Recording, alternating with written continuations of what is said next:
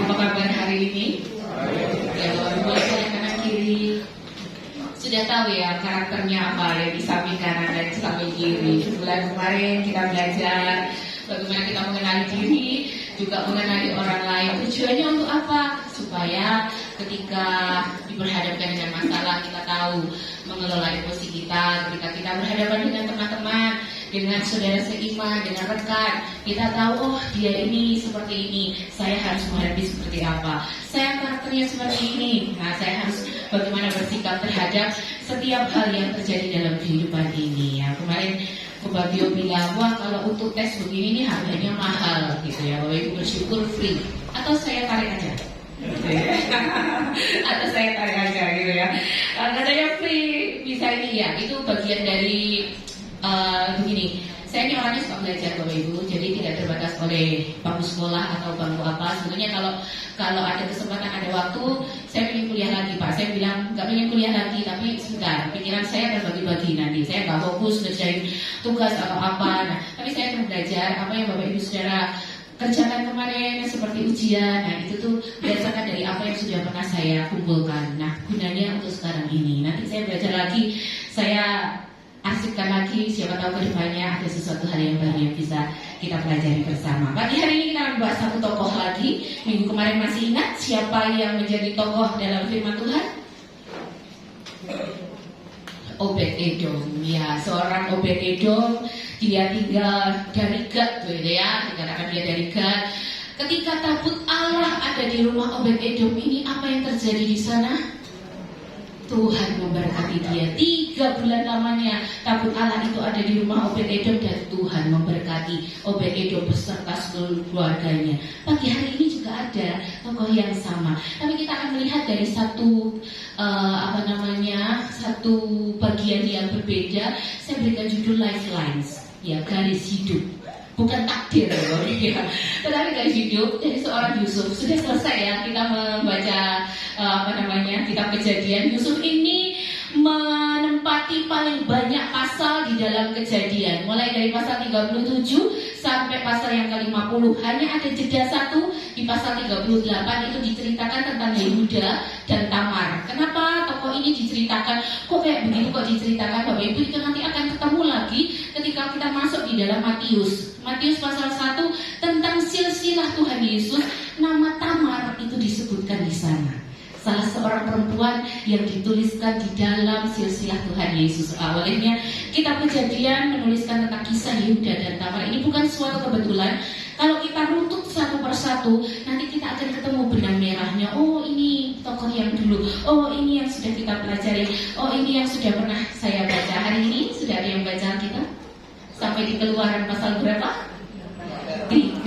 Ya, saya berharap tidak bolong-bolong ya. Tidak bolong-bolong itu dalam artian begini, satu hari satu pasal, nggak repelan. Kenapa? Karena ini membangun sebuah lifestyle. Bukan cepet-cepetan, juga bukan dengan kekuatan, tidak, tapi lifestyle.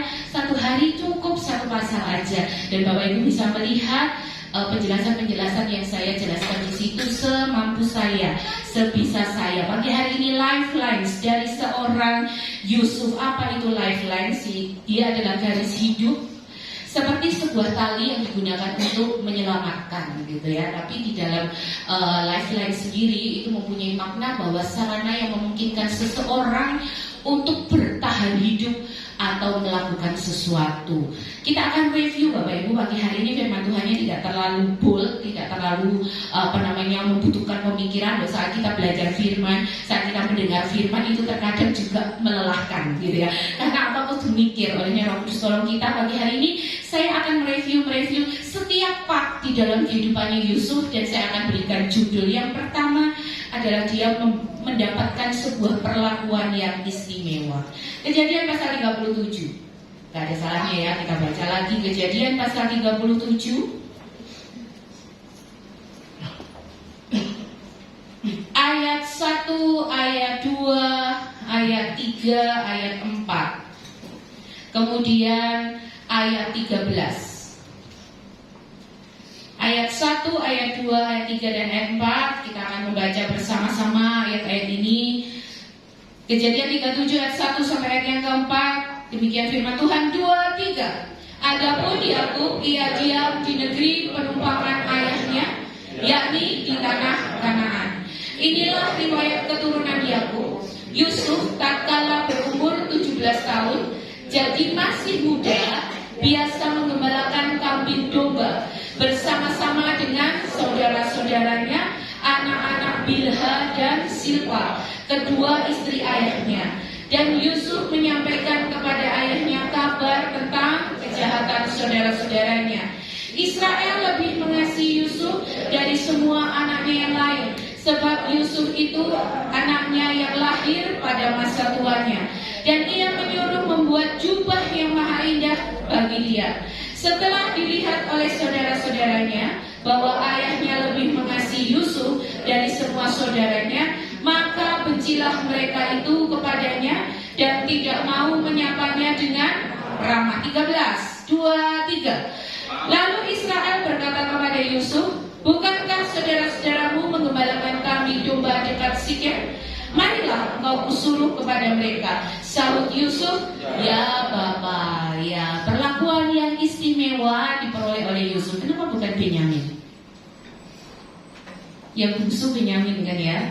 Ketika Benyamin lahir, ibunya meninggal, lalu dikuburkan di pinggir jalan menuju ke arah Bethlehem, dimakamkan dia. Kenapa kok bukan Benyamin yang dikasih oleh ayahnya? Karena Yusuf ganteng. Oh, Yusuf ganteng. Tentunya bukan itu ya. Bukan itu. Karena ya kita nggak tahu hatinya Yakub seperti apa. Tapi Bapak Ibu, ini perlakuan yang turun temurun. Ketika Ishak dan Ribka, mereka masing-masing punya anak kesayangan. Benar ya? Ishak lebih sayang kepada Yakub. Esau, lebih suka kepada Esau. Kalau kalau Ribka kepada Yakub. Nah itu apa namanya? Saya lupa istilahnya apa. Tapi kalau Bapak Ibu yang dikaruniai 2 atau 3 anak, tak boleh pilih-pilih seperti itu nanti ngefek. Nah ternyata ini ngefek ke Yusuf ini, ke Yakub ini. Jadi Yakub itu lebih mengasihi Yusuf daripada saudara-saudaranya yang lain. Dikasihi oleh ayahnya, sebuah perlakuan yang istimewa, dan tentunya ketika Yusuf ini ada di rumah ayahnya, dia nyaman. Benar nggak Bapak Ibu? Kalau kita di rumah nyaman atau enggak? Anak-anak kalau di rumah nyaman atau enggak? Oh banget, ya. Jangan sampai gak nyaman di rumah, ya. Jangan sampai gak nyaman di rumah. Rumah itu adalah sebuah tempat kita, katanya tempat kita untuk pulang, gitu ya. Kalau kita masih punya rumah, masih punya keluarga, berarti nyaman lah. Sekali waktu ada masalah, sekali waktu ada kesulitan, nah keluarga inilah tempat kita pulang, tempat kita ngadu, tempat kita untuk berkeluh kesah, yaitu di rumah itu. Jadi ketika dia ada di rumah, Yusuf ini ada di rumah sampai usia 17 tahun, gitu ya, dikatakan tadi sampai usia 17 tahun disebutkan usianya, dia dikasih oleh ayahnya, dan bentuk perlakuan, bentuk kasih ayahnya kepada Yusuf ini, ayat yang kita baca tadi, dia dibuatkan sebuah jubah yang maha indah. Bukan hanya sekedar jubah biasa, jubah yang maha indah. Olehnya di dalam foto-foto, di dalam gambar-gambar itu dijelaskan, diibaratkan, divisualisasikan jubahnya Yusuf ini berwarna-warni. Bukan maha indah, disebutkan maha indah. Bukan hanya sekedar indah, bukan hanya sekedar baju biasa, tapi tentunya ukurannya yang pas, dibuatkan dengan sangat baik, dibuatkan dengan tenunan yang luar biasa pada waktu itu ya, tentunya dengan kain yang khusus, dengan kain yang istimewa, penjahit yang keren. Penjahit yang keren waktu itu tidak tahu ya ada penjahit atau enggak, tapi dibuatkan dengan sangat spesial, dengan istimewa, dibuatkan sebuah jubah maha indah yang nantinya pun juga akan direbut oleh saudara-saudaranya, kemudian dicelupkan di dalam darah kambing yang disembelih itu. Dia ada di rumah ayahnya sampai usia 17 tahun. Dan satu keistimewaannya Yusuf ini, ketika tadi Israel berkata kepada Yusuf, bukankah saudara-saudaramu menggembalakan kambing domba dekat Sikem? Suatu ketika Yusuf ini disuruh melihat apakah saudara-saudaranya ini selamat atau enggak. Pergilah kepada saudara-saudaramu, lihatlah, berikan kabar kepadaku. Yusuf ini enggak setopah, nanti aja, besok aja, nanti 2 hari kemudian enggak. Dia langsung taat. Iya Bapak. Lalu dia pergi ke arah saudara-saudaranya. Rupanya ketaatan inilah yang menarik perhatian Yakub dalam kehidupannya Yusuf. Dia nggak banyak komplain, dia nggak banyak memberikan janji palsu, dia juga nggak banyak sekto. Dia nggak banyak menunda-nunda, tetapi apa yang disampaikan ayahnya, yang disuruh oleh ayahnya, dia selalu nurut manut. Iya Bapak, aku pergi ya, dia pergi. Kemudian dia biasa juga mengembalakan ternak, tapi entah hari itu kok dia nggak mengembalakan ternak ya, tapi dia biasa mengembalakan kambing domba ayahnya, karena tadi di dalam riwayatnya dituliskan Yusuf masih muda, biasa menggembalakan kambing domba beserta dengan saudara-saudaranya. Tapi, nah itu tadi, dalam sisi manusia itu ada kekuatan, ada kelemahan, ada nilai plus, ada nilai negatif. Plusnya Yusuf adalah dia taat. Bahwa Ibu tentu tahu ya, sudah tahu ya, kekuatan saya gimana, kelemahan saya gimana. Tapi Yusuf ini tukang wadul kepada ayahnya ya, tentang perlakuan saudara-saudaranya. Tadi di awal dia senang Yusuf lebih mengasihi daripada saudara-saudaranya karena Yusuf itu seringkali menceritakan tentang apa yang dialami, apa yang diperlakukan saudara-saudaranya terhadap dia. Dia ngomong wadul kepada Yakub, ini bapak tadi kakak gitu, bapak tadi si misalnya Ishakar, nanti si Bulon, nanti siapa lagi, karena saudaranya banyak ya, karena saudaranya banyak, mereka 12 bersaudara, 13 dengan Dina. Terus dia juga dibenci oleh saudara-saudaranya. Nah, Yusuf ini nanti kita lihat, kalau Bapak Ibu tebak, Yusuf ini kira-kira karakternya apa? Dia suka cerita tentang mimpinya. Wah, suatu kali aku bermimpi berkas gandumku itu berdiri tegak, sedangkan 11 berkas yang lain dia tunduk kepadaku. Sampai bapaknya bilang, kamu itu mimpi apa? Ya, bukan hanya itu, ada matahari, ada bulan, ada 11 bintang yang tunduk kepadaku. Terus Yakub bilang, memangnya saya ini harus berlutut kepadamu? Memangnya apa yang kamu katakan itu, orang tuamu, ayah dan ibumu ini harus berlutut kepadamu? Nah, itu mimpi. Dia hanya bercerita aja tentang mimpinya itu. Nah, ini adalah sebuah kondisi yang nyaman bagi Yusuf. Ini adalah sebuah kondisi yang enak. Timelines-nya, lifelines-nya si Yusuf ini di posisi ini enak, nyaman. Ketika dia dibenci oleh saudara-saudaranya, ada ayahnya yang membela. Ketika dia dibully mungkin oleh saudara-saudaranya, ada Yakub yang mengasihi dia lebih dari apapun. Tangki cintanya penuh, walaupun dia dibenci,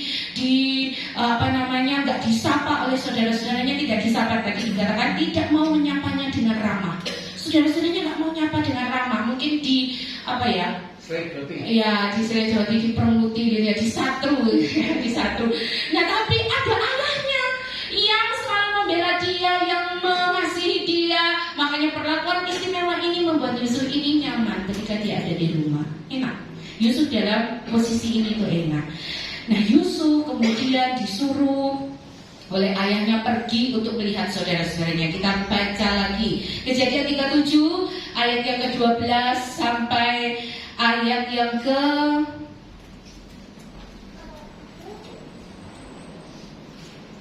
ayat 14 sampai ayat yang ke-19. 14 sampai ayat yang ke-19. Kejadian 37 ayat 14 sampai 19. 2-3. Kata Israel kepadanya, pergilah engkau melihat apakah baik keadaan saudara-saudaramu dan keadaan kambing domba, dan bawalah kabar tentang itu kepadaku. Lalu Yakub menyuruh dia dari lembah Hebron, dan Yusuf pun sampailah ke Sikem. Ketika Yusuf berjalan ke sana kemari di padang, bertemulah ia dengan seorang laki-laki yang bertanya kepadanya, apakah yang kau cari? 16. Sahutnya, aku mencari saudara-saudaraku. Tolonglah katakan kepadaku di mana mereka menggembalakan kambing domba. Lalu kata orang itu, mereka telah berangkat dari sini, sebab telah kudengar mereka berkata, marilah kita pergi ke Dotan. Maka Yusuf menyusul saudara-saudaranya itu, dan didapatinya mereka di Dotan. 18. Dari jauh ia telah kelihatan kepada mereka, tetapi sebelum ia dekat pada mereka, mereka telah bermufakat mencari daya upaya untuk membunuhnya. Kata mereka seorang kepada yang lain, lihat, tukang mimpi kita itu datang. Ya, dari perlakuan yang istimewa ini, life-nya Yusuf agak turun anjlok. Di yang kedua, fase yang kedua, Yusuf melalui sebuah pembentukan karakter. Ketika dia disuruh oleh ayahnya Yakub, pergilah dari Hebron, dia melangkah ke Sikem. Ternyata di Sikem saudara-saudaranya nggak ada di sana. Dikatakan, di mana saudara-saudaraku? Ada seorang yang berkata, mereka sudah pergi ke Dotan. Nah, Bapak Ibu, hidup penggembala atau gembala kambing domba, gembala ternak di Israel sana tidak seperti di Indonesia. Ketika kita tahu biasanya di lapangan ada sekumpulan kambing atau domba yang sedang makan rumput, atau juga, nah ini Mbak Indah ini yang tahu ya, setiap hari harus ngarit untuk mendapatkan rumput. Kalau misalnya musim kemarau mungkin agak susah mendapatkannya, begitu ya, betul. Nah kalau di Israel ini nggak semua tempat hijau. Jadi ketika mereka menggembalakan kambing domba, mereka itu harus bareng-bareng. Ingat peristiwa ketika kelahiran Tuhan Yesus? Ya kan, ada gembala di padang. Nah, mereka memang sedang mengembalakan domba, dan hidup mereka itu nomaden, tidak pagi berangkat sore pulang, enggak seperti itu. Mereka bisa berbulan-bulan lamanya harus mencari rumput yang hijau, harus mencari padang rumput yang bisa menjadi makanan si domba ini, dapat berpindah dari satu tempat ke tempat yang lain. Olehnya terkadang pemilik domba itu tidak berjalan sendiri, tapi mereka punya gembala-gembala upahan. Nah disebut itu ya, Yohanes pasal 10 ada lagi disebut dengan gembala-gembala upahan yang diupah untuk yang membawa kawanan ternak ini sampai di rumput yang hijau, di mata air yang jernih. Nah untuk menggembalakan itu, jadi bisa berbulan-bulan lamanya kemudian baru pulang. Atau juga kalau tempatnya enak, mereka membuatnya seperti di tempat sendiri. Kisah Yakub ketika di rumah Laban, ya kan? Ketika di rumah Laban, ketika memberikan makan di palungan kambing domba ternak-ternaknya, nah itu macam-macam. Nah rupanya ketika anak-anak Yakub ini, anak-anak Israel ini mengembalakan kambing domba, mereka berpindah dari satu tempat ke tempat yang lain. Yusuf pun disuruh untuk melihat keadaannya. Dalam pembentukan karakter ini, di fase yang kedua dalam kehidupannya Yusuf, lifelines-nya Yusuf ini, dia menjadi target pembunuhan. Ketika sudah dilihat dari jauh, apa indikatornya? Apa kalau saudara-saudaranya tahu? Ya dari jubahnya itu. Nah olehnya dikatakan dari jubahnya itu, entah jubahnya bentuk apa, apakah bling-bling ataukah apa, pokoknya kelihatan dari jauh, wah itu tukang mimpi kita itu datang. Dia mau ngapain ini kesini? Kan benci nih. Saudara-saudaranya dalam kondisi benci kepada Yusuf. Dia menjadi target pembunuhan, mencari daya upaya untuk membunuhnya. Ayat 20, sekarang marilah kita bunuh dia dan kita lemparkan ke dalam salah satu sumur ini. Lalu kita katakan seekor binatang buas telah menerkamnya, dan kita akan lihat nanti bagaimana jadinya mimpinya itu. Rupanya saudara-saudaranya ini gak senang sama Yusuf. Ya benci itu tadi, tidak mau menyapa dengan ramah. Dia menjadi target pembunuhan. Wah ini sudah keluar dari rumah, jauh dari ayahnya, tidak ada backingan ayahnya, tidak ada backingan Yakub, tidak ada backingan Israel lagi. Yusuf seorang diri, dia masuk ke kandang singa, dia masuk ke kandang singa, jadi target pembunuhan kata-katanya.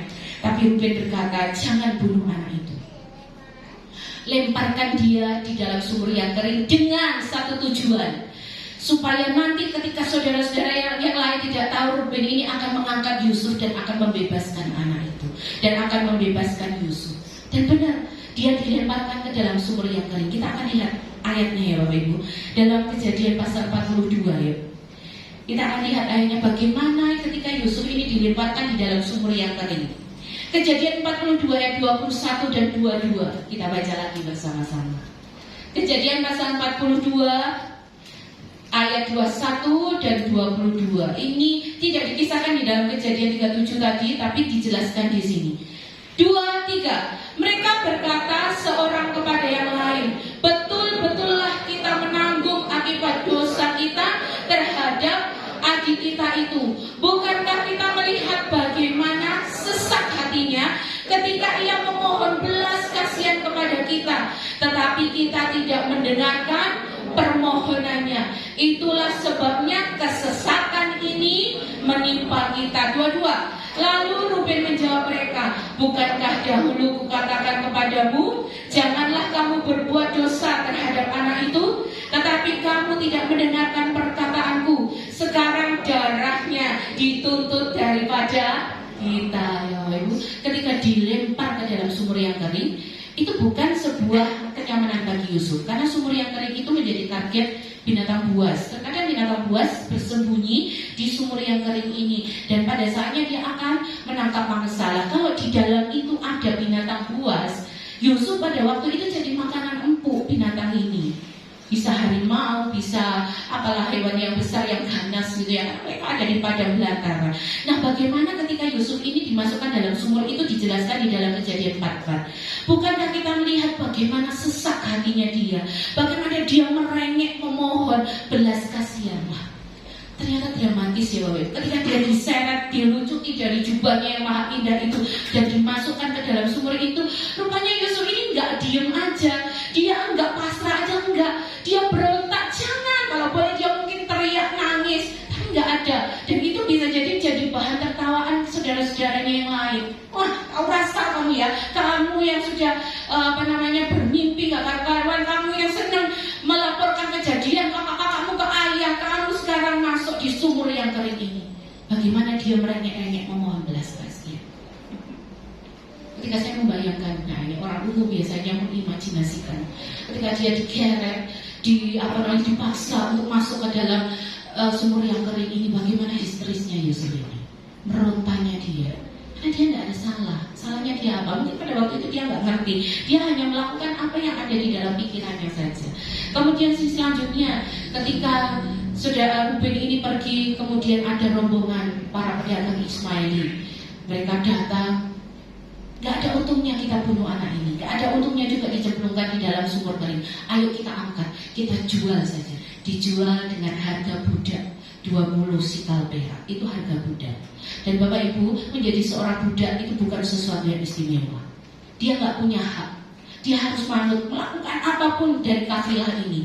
Dia harus mau diperintah, dia harus mau ketika ada binatang buas dia disodorkan yang pertama. Ketika ada perampok-perampok ya dia disodorkan. Mungkin yang kepala-kepalanya yang saudagar-saudagarnya lari. Tapi Yusuf ini jadi ancaman empuk orang-orang yang tidak benar. Jadi ancaman empuk hewan-hewan binatang buas pada waktu itu. Diperlakukan dengan enak? Tentu tidak. Sampailah di Mesir, dibawa ke Mesir, dan dia dijual kepada seorang yang bernama Potifar. Nah, di Mesir ini agak sedikit lega Bapak Ibu. Fase yang ketiga, lifelines yang ketiga, ada titik kemakmur dan ada titik terendah dalam hidupnya. Kita baca lagi Kejadian 39 ayat 1. Ayat 1 sampai ayat yang ke-6. Ya, tadi Paulus bilang dia ganteng ya. Kalau nggak ganteng, istri Potifar nggak mungkin ngejar-ngejar dia ya. Dia sudah ganteng, manis sikapnya, itu sopan mungkin, santun, nggak dijelaskan sih dalam Alkitab. Kita baca dulu yuk. Kejadian 39 ayat 1 sampai ayat yang ke-6. Ayat 1 sampai ayat yang ke-6 yuk. 2, 3. Adapun Yusuf telah dibawa ke Mesir, dan Potifar seorang Mesir, pegawai istana Firaun, kepala pengawal raja, membeli dia dari tangan orang Ismail yang telah membawa dia ke situ 2. Tetapi Tuhan menyertai Yusuf, sehingga ia menjadi seorang yang selalu berhasil dalam pekerjaannya. Maka tinggallah ia di rumah tuannya, orang Mesir itu 3. Setelah dilihat oleh tuannya bahwa Yusuf disertai Tuhan dan bahwa Tuhan membuat berhasil segala sesuatu yang dikerjakannya, maka Yusuf mendapat kasih tuannya dan ia boleh melayani dia. Kepada Yusuf diberikannya kuasa atas rumahnya dan atas segala miliknya, diserahkannya pada kekuasaan Yusuf. 5. Sejak ia memberikan kuasa dalam rumahnya dan atas segala miliknya kepada Yusuf, Tuhan memberkati rumah orang Mesir itu karena Yusuf, sehingga berkat Tuhan ada atas segala miliknya, baik yang di rumah maupun yang di ladang. 6. Segala miliknya diserahkannya pada kekuasaan Yusuf, dan dengan bantuan Yusuf ia tidak usah lagi mengatur apa-apapun selain dari makanannya sendiri. Adapun Yusuf itu manis sikapnya dan elok parasnya. Wah, siapa yang nggak seneng ini ya, sudah manis sikapnya, dia elok parasnya, sudah ganteng, karakternya bagus, wah gitu ya. Keren divisualisasikan dalam kalimat Yusuf ini seorang yang keren gitu ya, seorang yang holistik lah, punya kemampuan, punya kekuatan yang holistik. Dia mengalami titik kemakmuran dan juga titik terendah. Dikatakan ketika ada di rumah Potifar, Potifar ini nggak lagi mencampuri segala urusannya, karena Potifar melihat bahwa Yusuf disertai oleh Tuhan. Olehnya segala hartanya, segala rumahnya. Tadi dituliskan apa yang ada di rumah, apa yang ada di ladang, semuanya diserahkan pada Yusuf. Untuk diatur, silakan Yusuf. Nah itu tadi, balik lagi ke rumah ayahnya ya. Dia seorang yang taat. Dia seorang yang gak neko-neko. Ketika dia bekerja dengan tulus. Ketika dia bekerja dengan integritas. Olehnya Potifar ini bisa melihat ada sesuatu yang menarik dalam kehidupan Yusuf. Olehnya dipercaya melakukan semuanya, disayang oleh tuannya. Dia boleh tinggal di rumah tuannya, ini disayang. Diberi kuasa atas semua segala milik dari tuannya ini, baik yang di rumah maupun yang di ladang. Kecuali makanannya Potifar, gitu ya, kecuali apa yang dia makan. Tapi dia juga mengalami titik terendah di rumah itu. Karena dia ganteng, karena dia elok sikapnya, dia manis, mungkin tutur katanya, dia santun, dia sopan. Dia digoda sama istri Potifar ini, dibujuk terus setiap hari. Sampai suatu kali dia difitnah ketika dia ada bekerja di rumah Potifar itu dan tidak ada seorang pun. Dia digoda oleh istri Potifar, lalu dia melepaskan jubahnya. Salah ya, Yusuf ini melepaskan jubahnya itu jadi tanda bukti, itu kan? Kalau dilaporkan ke pihak yang berwajib itu kan bukti. Itu artinya dia lari aja, jubahnya nggak usah dilepas. Lalu dia melepaskan karena dia terburu-buru untuk keluar. Dia lepaskan. Nah, Potifar, istri Potifar ini punya bukti. Ini loh Tuhan, budak yang kamu beri dari orang Ismail, orang Ibrani itu, dia terus-menerus menggodaku setiap hari sampai dia mau tidur dengan aku dan dia melepaskan bajunya di sini. Itu tanda bukti. Dijebloskanlah dia di dalam penjara. Sudah enak-enak nih kerjanya berhasil, apa yang dilakukannya selalu berhasil, disayang tuannya, diberi kuasa. Ada aja godaannya, ada aja tantangannya. Baru naik sedikit sudah jeblok lagi, gitu ya. Baru naik sedikit jeblok lagi. Masuk dia di dalam penjara. Penjaranya dalam kejadian nanti 40 berapa ya, nanti saya lihat tulisannya itu liang tutupan. Ketika dia diangkat dari liang tutupan, saya membayangkan, oh berarti penjaranya bukan penjara seperti kita yang sel itu, enggak. Tentunya yang ekstrim ya. Karena Potifar ini dilukiskan bahwa dia bukan hanya kepala pengawal, dia itu kepala algojo. Mungkin karena dia jengkel dengar cerita dari istrinya ini, ditempatkan di tempat yang paling buruk, ditempatkan di tempat yang paling rendah, ditempatkan mungkin untuk narapidana dengan kasus-kasus yang ekstrim, dengan kasus yang berat. Nah, Bapak Ibu, tapi ada yang menarik, ayat yang kelima tadi dibaca, sejak ia memberi kuasa dalam rumahnya dan atas segala miliknya kepada Yusuf, Tuhan memberkati rumah orang Mesir itu karena siapa? Yusuf. Dan dituliskan lagi, berkat Tuhan ada atas segala miliknya, baik yang di rumah maupun yang di ladang. Nah ini tadi yang saya katakan. Minggu lalu kita ketemu dengan Obed-Edom. Ketika tabut Allah itu 3 bulan ada di rumah Obed-Edom, Obed-Edom ini diberkati oleh Tuhan. Nah sekarang bukan tabut Tuhan, tapi ada satu pribadi yang ditempatkan di rumah orang Mesir, yaitu Yusuf. Dan oleh Yusuf berkat Tuhan itu ada atas orang Mesir itu. Ini menarik ya. Menarik, Tuhan memberkati rumah orang Mesir itu karena Yusuf. Baik yang di rumah maupun yang di ladang diberkati oleh Tuhan karena Yusuf. Olehnya Bapak Ibu ketika bekerja dimanapun berada, kalimat ini jadikan titik tolak ukur. Ketika aku bekerja di kantor, maka kantorku ini berkati oleh Tuhan karena ada aku, gitu ya. Ketika aku ada di banknya, Tuhan memberkati aku bekerja. Ketika aku ada di rumah tangga, baik itu suami istri maupun anak-anak, Tuhan memberkati keluarga ini karena ada hidupku. Tuhan bisa pakai Bapak Ibu dimanapun berada. Menarik ya.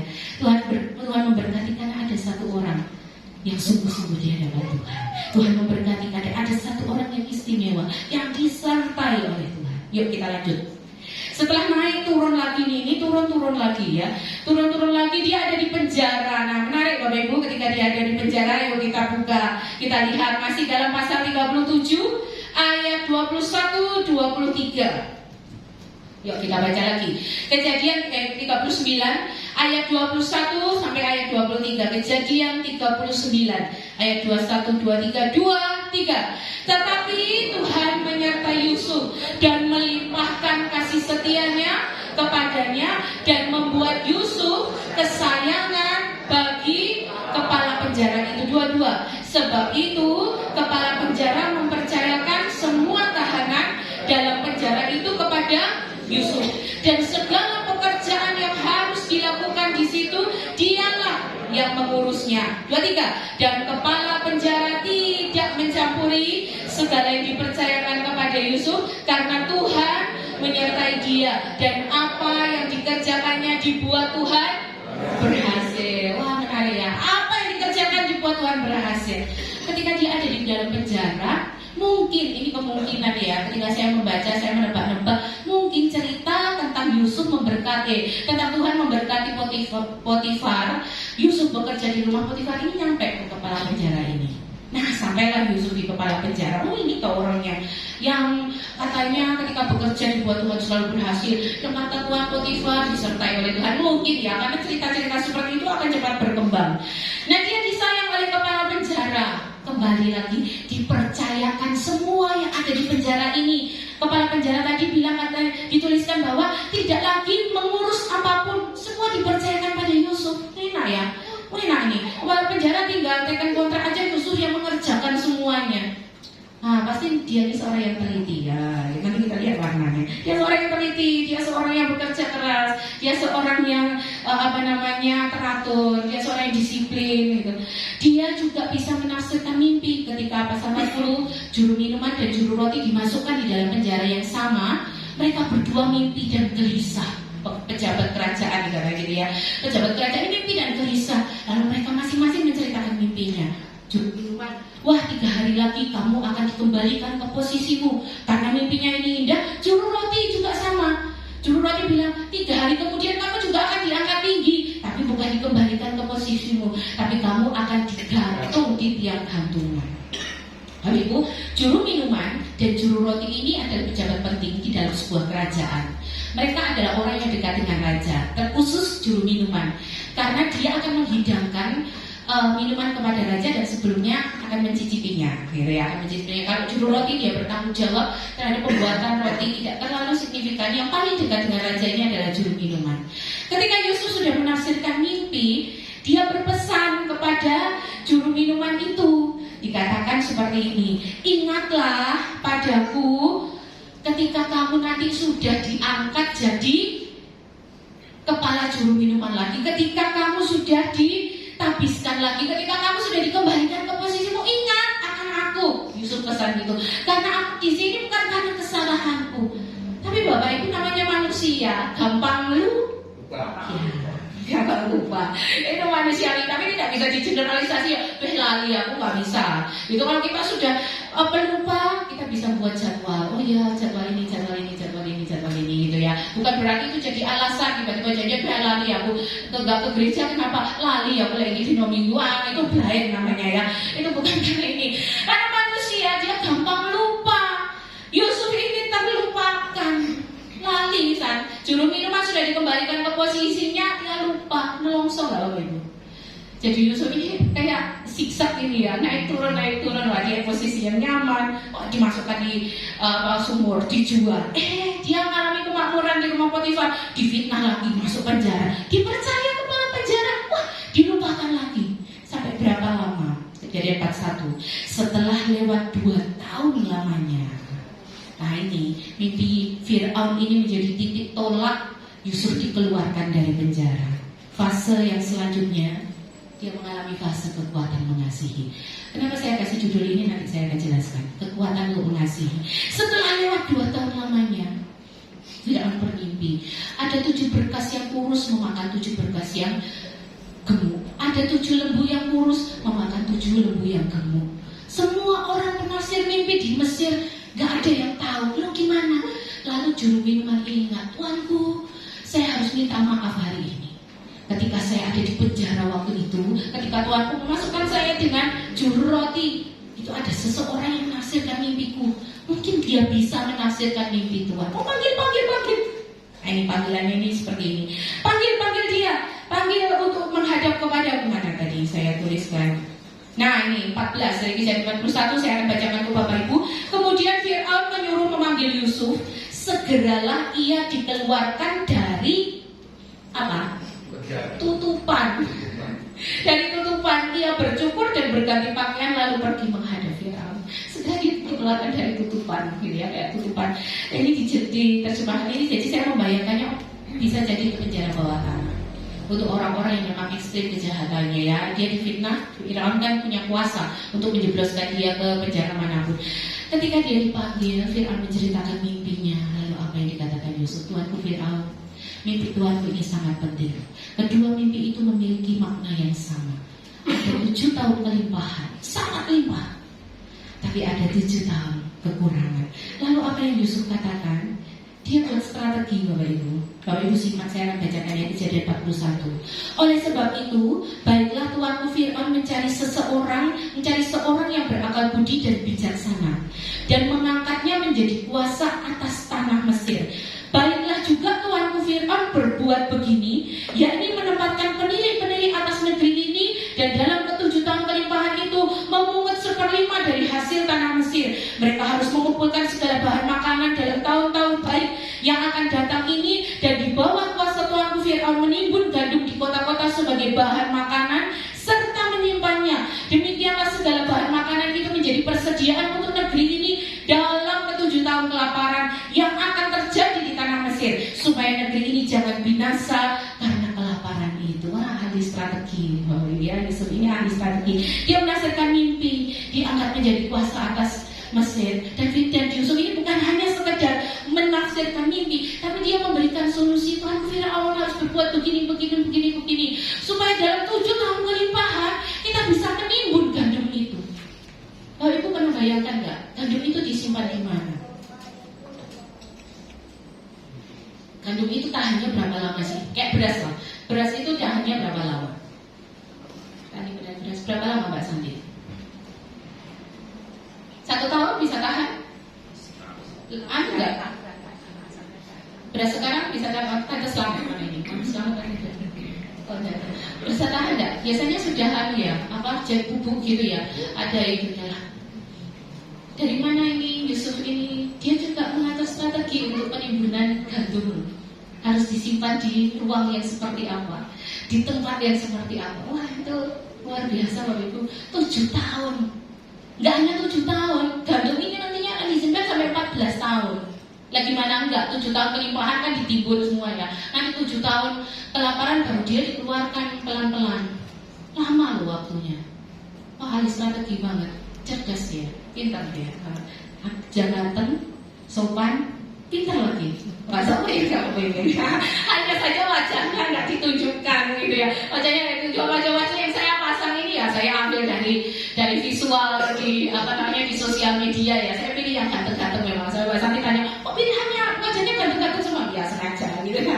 Nah wajahnya ini saya ambil visual aja untuk mewakili, untuk melihat bagaimana Yusuf ini sudah pintar, ganteng, luar biasa. Dia diangkat ahli strategi dalam pangan, kemudian dia dilantik, dikasih cincin meterai, diberikan jubah dan kalung, lalu dinaikkan kereta kuda. Semuanya harus tunduk, harus berkata hormat kepada Yusuf ini. Siapa dia? Orang Ibrani dari budak, terus diangkat jadi nomor 2 di Mesir.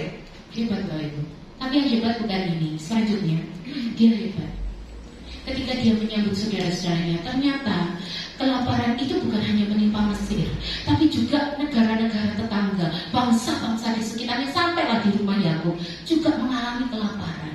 Datanglah 10 orang ini menghadap Yusuf di Mesir. Lalu apa yang mereka katakan? Mereka lakukan? Mereka sujud menyembah kepada Yusuf. Lalu Yusuf teringat akan mimpinya. Ketika saudara-saudaranya ini menyembah kepada Yusuf sampai ke tanah, Yusuf teringat akan mimpinya. Yuk kita baca yuk. Kejadian 42. Kejadian 42 ayat 6 kita baca ayat 8 dan 9. Kejadian pasal 42 ayat 6. 2, 3. Sementara itu Yusuf telah menjadi mangku bumi di negeri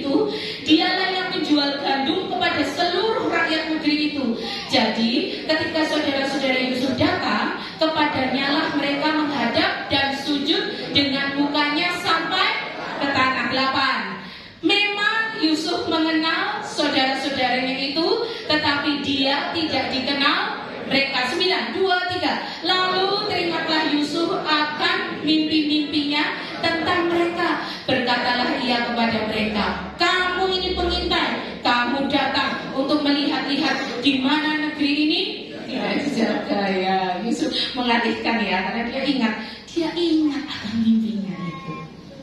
Nanti kemudian kedepannya lagi ketika Yakub beserta saudara-saudaranya datang, sujud juga matahari, bulan dan bintang, dan 11 bintang ini berkas-berkas gandumnya Yusuf berdiri tegak, dan berkas 11 berkas yang lain itu sujud kepada Yusuf. Dia ingat. Bapak Ibu, kekuatan mengasihi, saya kasih ini di bagian yang terakhir. Yusuf ini menyambut saudara-saudaranya. Yusuf memelihara hidup saudara-saudaranya. Bahkan nantinya Yusuf pun menyambut ayahnya, katakan kepada ayahmu, katakan kepada bapakmu, suruhlah datang kemari. Yusuf masih hidup. Awalnya Yakub gak percaya, gak percaya. Yusuf sudah lama. Tapi ketika kereta-kereta Mesir itu datang untuk menjemput si Yakub, baru dia ada kekuatan. Dia bangkit katanya. Dia bangkit dan dia siap pergi ke Mesir. Tapi dia tanya sama Tuhan juga, Tuhan. Lalu Tuhan berfirman kepada Yakub, Yakub, janganlah takut pergi ke Mesir, karena aku pun menyertai kamu. Wah, janjinya ya kepada Abraham masih tetap sama. Dan ketika Yakub ini mati, kalau di pasal 50 Bapak Ibu sudah lihat di sana berapa lama Yakub ini ditangisi, berapa lama Yakub ini dirempah-rempahi, berapa lama? Lama loh. 40 hari itu dikasih rempah-rempah, kemudian ditangisi selama 70 hari, berapa itu? 110 hari, berapa bulan? 3 bulan lebih ya. Wah, terus iring-iringan mereka ketika dibawa ke Gua Makpela, sampai orang-orang bangsa-bangsa sekitar mengatakan, wah, ini benar-benar pemakaman orang Mesir, padahal dia orang Israel. Benar-benar pemakaman orang Mesir, sangat riuh. Dan mereka tentunya satu kafilah yang sangat luar biasa. Yusuf memang dimuliakan, tapi hebatnya Bapak Ibu, Yusuf bisa membalas dendam kepada saudara-saudaranya. Ilmu kejiwaan, ilmu yang mempelajari kejiwaan manusia. Ketika seseorang punya racun, dia akan mengeluarkan racun. Ketika seseorang terluka, dia akan melukai orang lain. Apakah Yusuf tidak berhak seperti itu? Berhak. Dari mana Yusuf ini punya kekuatan seperti itu? Dari mana Yusuf mampu untuk bisa mengampuni setiap kesalahan, setiap perlakuan dari saudara-saudaranya?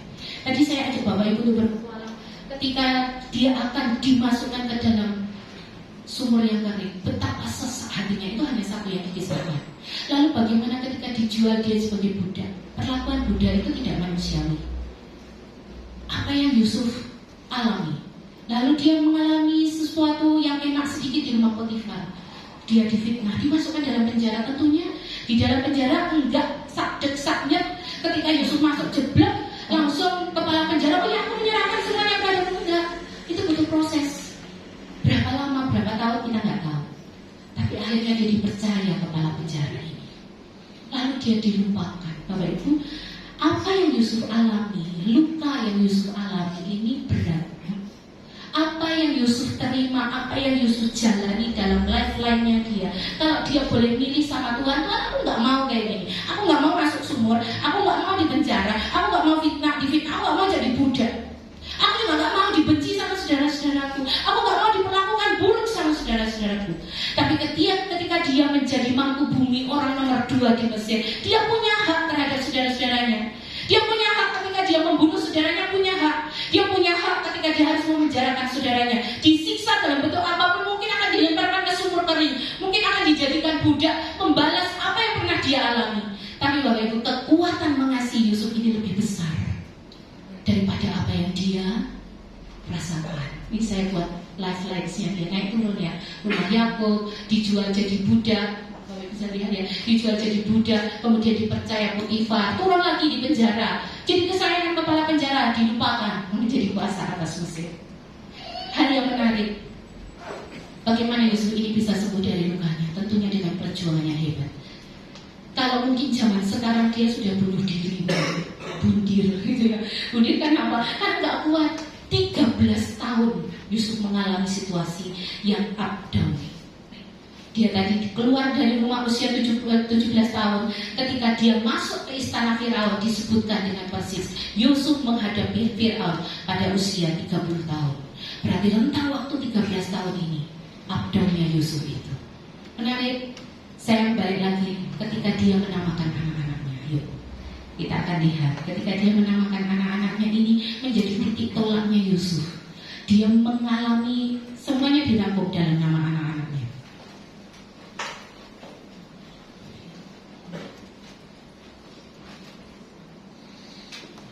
Kejadian 41 ayat 50 sampai ayat yang ke-52. Kita akan baca bersama-sama lagi. Kejadian 41 ayat 50 sampai 52. Kejadian 41 ayat 50 sampai ayat yang ke-52. Kita akan baca bersama-sama. 2, 3. Sebelum datang tahun kelaparan itu, lahirlah bagi Yusuf 2 orang anak laki-laki yang dilahirkan oleh Asnaf, anak Potifera, imam Dion. 51.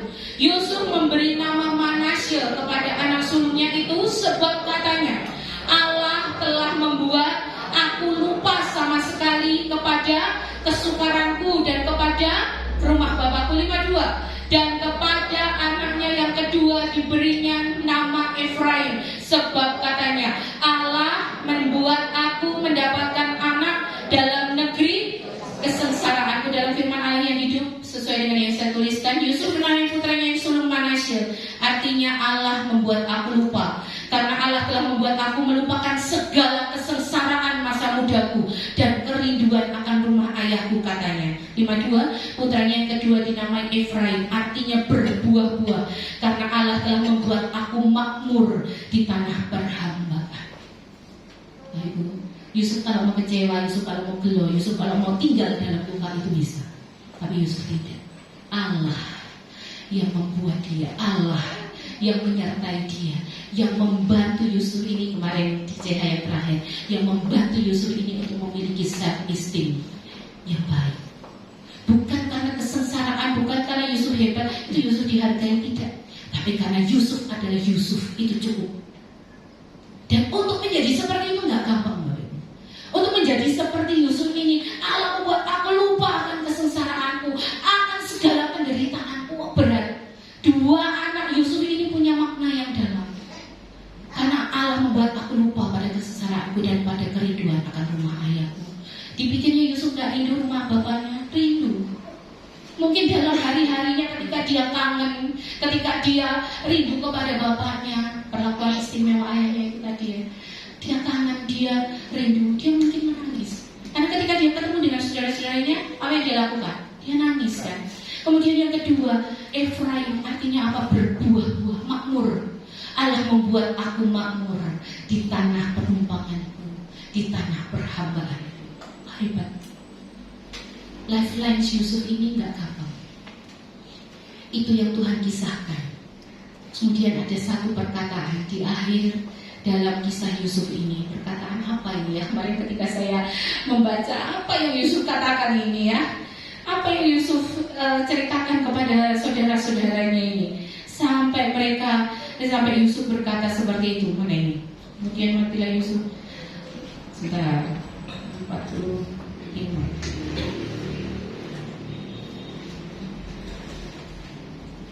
Nah ini saya akan bacakan untuk Bapak Ibu di dalam Kejadian pasal 45 ayat yang ke-5. Tetapi sekarang janganlah bersusah hati dan janganlah menyesali diri karena kamu menjual aku ke sini. Sebab untuk memelihara kehidupanlah Allah menyuruh aku mendahului kamu. Ayat 7. Maka Allah telah menyuruh aku mendahului kamu untuk menjamin kelanjutan keturunanmu di bumi dan untuk memelihara hidupmu sehingga sebagian besar daripadamu tertolong. Allah, mungkin kamu mereka-rekakan yang buruk, tapi Allah telah mereka-rekakan yang baik dalam hidupku. Memang perkataan macam apa itu? Kalau dia nggak punya hubungan yang indah dengan Tuhan, kalau dia nggak dekat dengan Tuhan, kalau dia nggak bergaul karib dengan Tuhan, kalau dia nggak connected dengan Tuhan, kalau dia nggak mau bangkit dari segala keterpurukannya, kalau dia nggak mau melepaskan dari segala lukanya, kalau dia nggak mau bangkit dari segala kekecewaan penderitaan hidupnya, dia nggak mungkin bisa memiliki kekuatan hidupnya Yusuf. Mungkin kamu mereka-rekakan yang buruk. Mungkin kehidupan ini mereka-rekakan yang buruk terhadap kita. Dunia ini penuh dengan ketidakadilan. Mungkin orang-orang di sekitar kita punya maksud yang gak benar. Mungkin dalam jalan hidup kita Allah seringkali mengizinkan hal-hal yang harus kita alami, hal-hal yang tidak mengenakan, segala hal yang buruk. Tetapi di dalam Tuhan, apa yang buruk itu mampu diubah menjadi sebuah keindahan. Dan akhir hidup Yusuf, dia indah. Dia berpesan kepada saudara-saudaranya, kepada keturunannya, dikatakan, bawalah tulang-tulangku ini, nanti kalau kamu kembali ke tanah Kanaan. Dan memang perjalanan Israel, kita masuk di dalam kitab Keluaran, kisah Musa. Nantinya ketika bangsa Israel ini keluar dari Mesir, tulang-tulang Yusuf ini juga dibawa, disertakan di sana. Betapa mulianya Bapak Ibu dalam lifeline hidup kita. Allah seringkali membuat kita dalam posisi gak nyaman. Sudah enak sedikit turun lagi, sudah nyaman sedikit turun lagi. Tapi Bapak Ibu percayalah, Tuhan yang membuat lifeline hidup kita, Tuhan yang membuat goal dalam hidup kita. Perjalanannya mungkin gak selalu mulus, perjalanannya mungkin up down, perjalanannya mungkin kadang ngesot, perjalanannya mungkin kadang nubruk-nubruk, perjalanannya mungkin kadang gak semulus di jalan tol, perjalanannya mungkin melewati jalan makadam. Makadam bukan makadam yang biasa, makadam yang parah, yang harus bergelombang, harus nyepot kanan, nyepot kiri. Tetapi Tuhan mau pakai lifeline hidup Bapak Ibu untuk menggenapi rencananya di tengah dunia. Tuhan mau pakai itu untuk menggenapi rencana Tuhan bagi keluarga.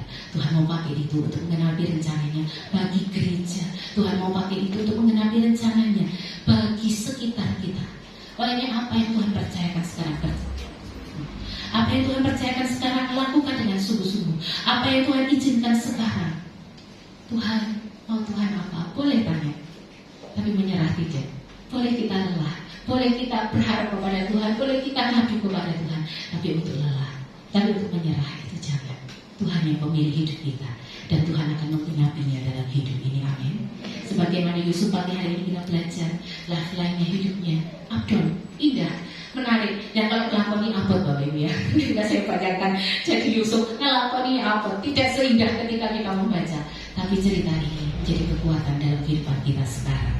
Apa yang Tuhan percayakan, kerjakan dengan sungguh-sungguh, kerjakan dengan sepenuh hati. Apa yang Tuhan izinkan, mari mendekat kepada Tuhan dan terus berseru kepada Tuhan. Tuhan, apa yang Tuhan mau dalam hidup saya? Tuhan, apa yang Tuhan mau untuk Tuhan genapi rencana dalam hidup ini? Saya pasrah. Ketika kita pasrah, kita berserah penuh, kita serahkan semua kepada Tuhan, dan kita manut apa maunya Tuhan dalam hidup kita. Puji Tuhan.